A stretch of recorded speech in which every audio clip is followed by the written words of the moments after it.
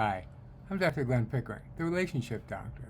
I created a little company called Beginning Now Ministries for the sole reason of teaching Christians how to have better relationships with each other and with God.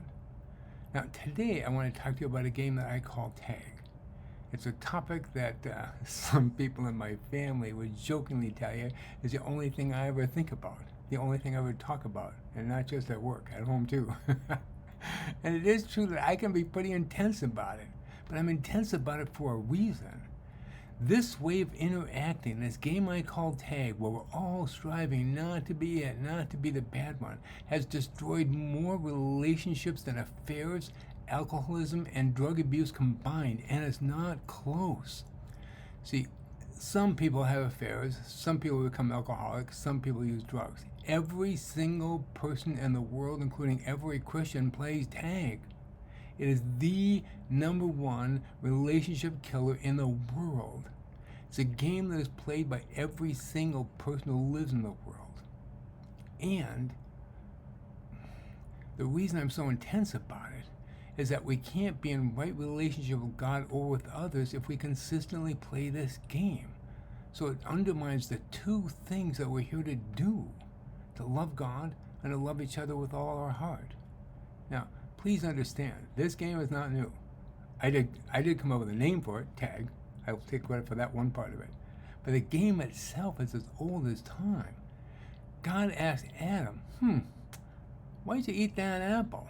And Adam says, well, the woman that you gave me handed me the fruit and told me to eat.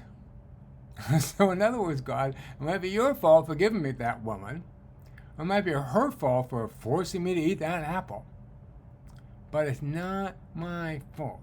I'm not the bad one. I'm not it. Now, the childhood game of tag, remember that game, running around your backyard, screaming like crazy, trying not to be it? That was the only goal of the game, right? There's no way to win. There's nothing you're trying to accomplish. You just didn't want to be at any moment the one that was it. Now, in the adult version of the game, which is way more destructive and way less fun, the goal is the same. I don't want it to be my fault. I don't want to be the bad one. I don't want to be it. Now, some people play the game passively, others play it actively. So I'm going to talk about them one at a time just to help you be clear. If we play the game passively, we keep our thoughts to ourselves, we avoid expressing opinions, we play the role of a pleaser, for example, just so that we never have to become it. And if you were ever feeling kind of down and somebody asked you how you're doing and you said fine, if you ever got invited to an event that you knew perfectly well you weren't going to be able to go to and you said maybe,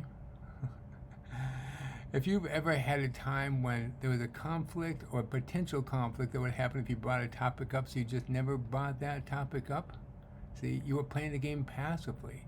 You were doing things just so that you wouldn't have to be it. You weren't making anybody else it. You're just trying to make sure that you did not become it yourself. You see, kids play the game too. It's sad. If a kid's sitting there and the teacher asks the question, and the kid perfectly well knows the answer to the question, but they don't raise their hand, see, they're playing their own version of the game. So, passive is about all the things I don't do, so I don't have to become it in the first place. Now, others, like I said, play the game what I call actively, where they're actively making other people it.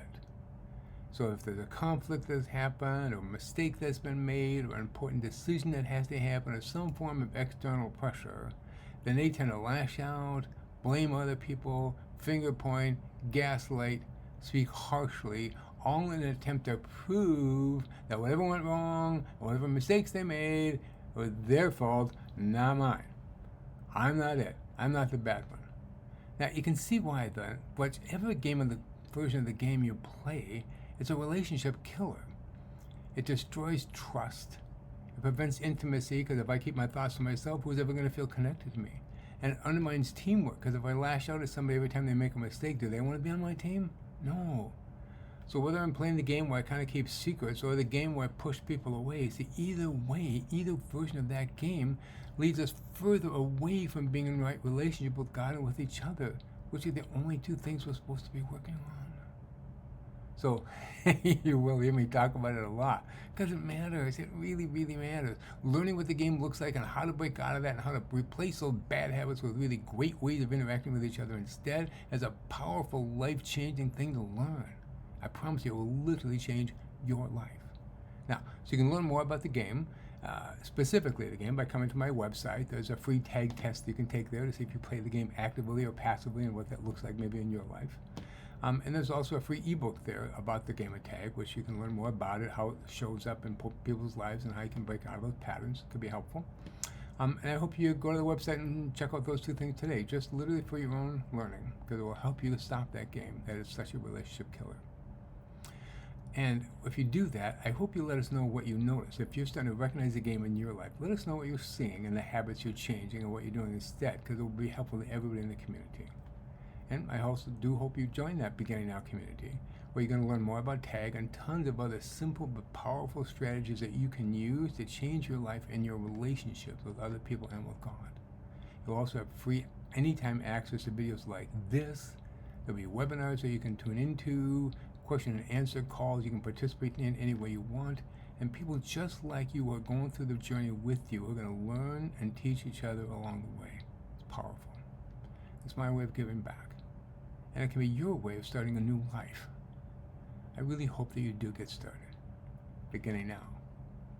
I'll see you next time. You take care.